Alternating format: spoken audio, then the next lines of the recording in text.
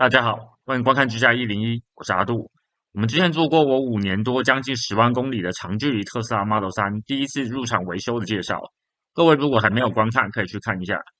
今天的视频我们将会为我的特斯拉的门做一个校正，我不确定这个问题是不是那一次维修的一个后遗症，然后我们也会说一下我这次维修忘记问的一个问题。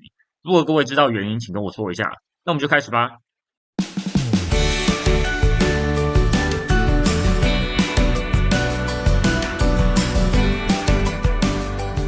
首先，我们回顾一下我维修的问题。他们补充了电池的冷却液，然后更换了悬吊侧连杆，最后更换了后车厢的排线。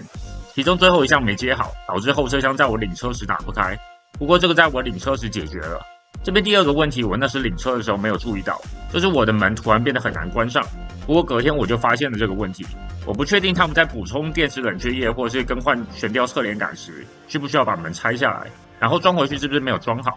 还是就只是门用久了之后有点松脱，导致门最后有点掉下来。你们可以看到，我开门时门会掉下来，然后因为窗户会降下一点，所以它会打到侧边的玻璃。关上时同理，它会先打到玻璃，然后在门被挤上去之后才会被推上去，来让扣环扣住。这样用久了，玻璃肯定哪一天会被敲坏的。这也会出现以前特斯拉车主最常抱怨领车时门的线条并没有对齐。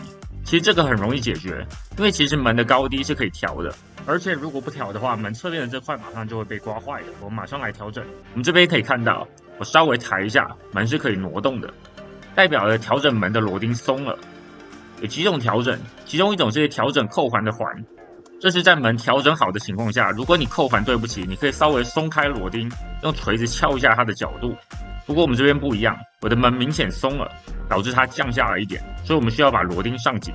我们来看看门轴里面，这边有2种螺钉，一种是调整门往里或往外的，还有一种是调整上下的。我们这边只需要调整上下，简单来说，转紧就会向上，弄松就会向下。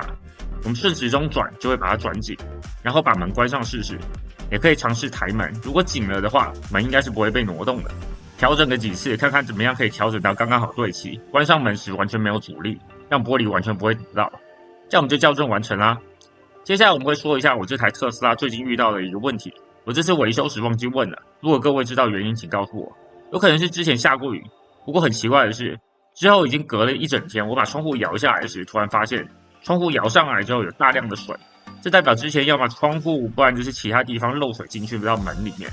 虽然并没有出什么问题，之后上下摇几次窗户之后也就干了，不过还挺惊讶水可以进去的。这边顺便一提，我上次说了一下电池的状态，我发现其实这次维修之后电池的效能好像有好一些。我觉得应该是因为补充了电池的冷却液，之前冷却液不足，所以车子停下来之后冷却系统会一直跑，不但吵而且很耗电。补充之后感觉就好多了。如果您觉得视频有帮助，请按赞、订阅并开启小铃铛。我尽量更新各种居家建议，希望对大家有帮助。非常感谢，谢谢收看。居家101内容主要分为维修、维护、安装、升级、清洁以及产品使用的心得。